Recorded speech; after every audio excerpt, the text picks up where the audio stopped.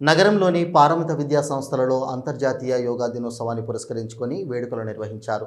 ఈ కార్యక్రమానికి పాఠశాల చైర్మన్ ప్రసాదరావు ముఖ్య అతిథిగా విచ్చేసి జ్యోతి ప్రజ్వలన చేసి కార్యక్రమాన్ని ప్రారంభించారు. వేడుకలలో భాగంగా పాఠశాల చైర్మన్ ప్రసాదరావు విద్యార్థులు మరియు వారి తల్లిదండ్రులతో కలిసి యోగాసనాలు వేశారు.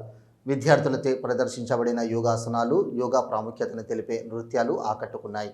ఈ సందర్భంగా పాఠశాల చైర్మన్ మాట్లాడుతూ, ప్రపంచానికి యోగాని పరిచయం చేసింది మన దేశమే అని, నిత్యం యోగా సాధన వల్ల ప్రతి ఒక్కరూ జీవితంలో ప్రశాంతంగా, ఆరోగ్యంగా ఉంటారని, యోగా సాధన వల్ల విద్యార్థులు కూడా వారి చదువులలో మంచిగా రాణిస్తారని తెలిపారు. అలాగే ఈ వయసులో కూడా తను ఆరోగ్యంగా ఉండడానికి కారణం నిత్యం యోగా సాధననే అని, తనువును మనసును ఏకం చేసేదే యోగా అని, ప్రతి ఒక్కరూ రోజు యోగా సాధన చేసి ఆరోగ్యంగా ఉండాలని తెలిపారు. ఈ కార్యక్రమంలో పాఠశాల డైరెక్టర్స్ అనుకర్ రావు, ప్రసూన రష్మిక, టిఎస్వి రమణ, వినోద్రావు, వియుఎం ప్రసాద్, హనుమంతరావు, ప్రధానోపాధ్యాయులు గోపీకృష్ణ, బాలాజీ, ప్రశాంత్, శ్రీకర్, కవితా ప్రసాద్, సమన్వయకర్తలు, యోగా శిక్షకుడు రాజశేఖర్, ఉపాధ్యాయులు, వ్యాయామ ఉపాధ్యాయులు, విద్యార్థులు, వారి తల్లిదండ్రులు పాల్గొన్నారు.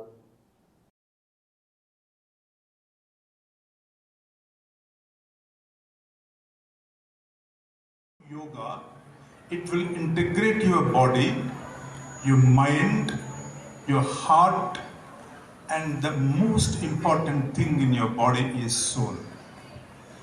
This integration is possible through yoga. We live as a body, it is wrong. We live as a mind, incomplete. We live as a heart, not complete. But if you integrate everything, body, mind, heart, and then what flows out of that is a beauty of life. And this yoga will give all of you that beauty of life.